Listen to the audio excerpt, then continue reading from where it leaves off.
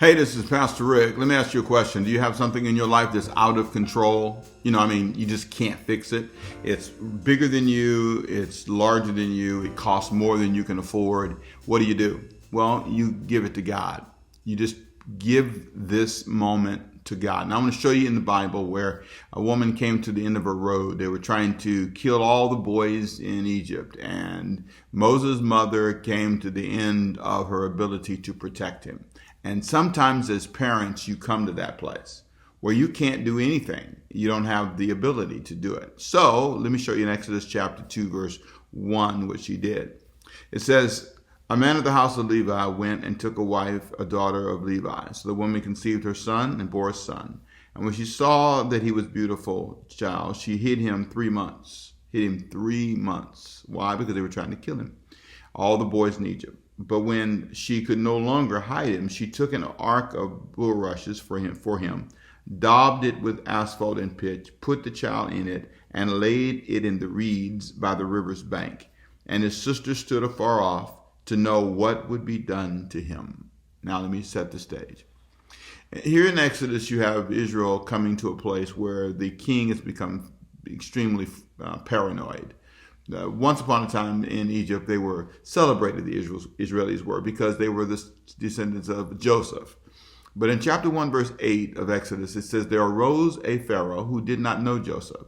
Someone came along who didn't know all the contribution he had made. He saved Egypt years ago. He was the guy who came with the plan. They were going to face 7 years of famine, and he told them, well, when the 7 years of plenty come before the famine, what you should do is save and be prepared for it.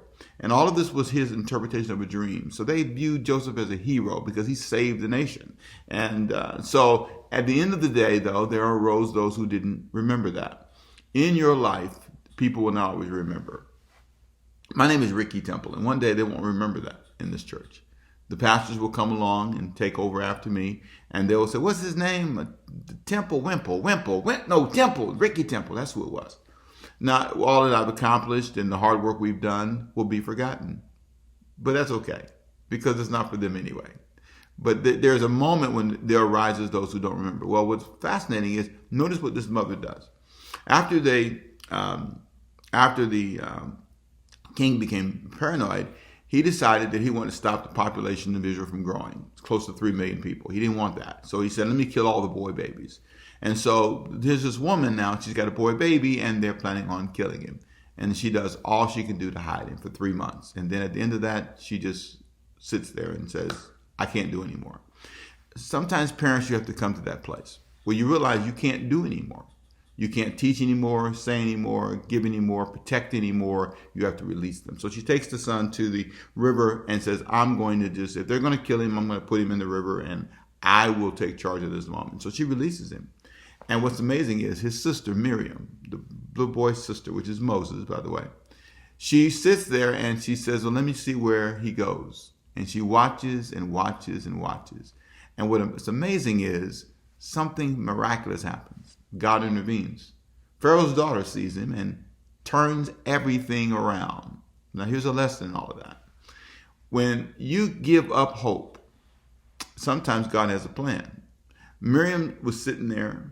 The daughter was sitting there watching this happen. And when she saw that this baby was recognized by Pharaoh's daughter, who said, go get him for me. Now, who would have thought that would have happened?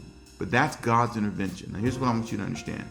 God will intervene in your circumstances. You may not see how, you may not see when, but he will. And so I want you to trust your God. Give it to God. Give the son, give the daughter, whoever it is, especially these boys. You do your part, but don't you dare allow yourself to drown in fear. Allow yourself to believe. Now, he does have some choices to make. In this case, he was a baby with no choices. But God had his hand on his son, and God has his hand on yours. So let me pray. Father, bless those today who are worried about their children. Give them peace and let them know that you have them in your hand. Give them peace and let them know that you will not forsake them. I bless them and pray for them in Jesus' name. Hey, listen, it's been a joy to have you with me in these daily devotionals. I hope you get the Overcoming by Faith Ministries app. It's a cool thing to have because you can keep up with all these devotionals and email us, reach out to us, and keep up with the sermon. So my name is Pastor Ricky Temple. I'll see you next time right here for a daily devotional with me, Pastor Rick. I hope I sharpened you just a little bit. Bye-bye.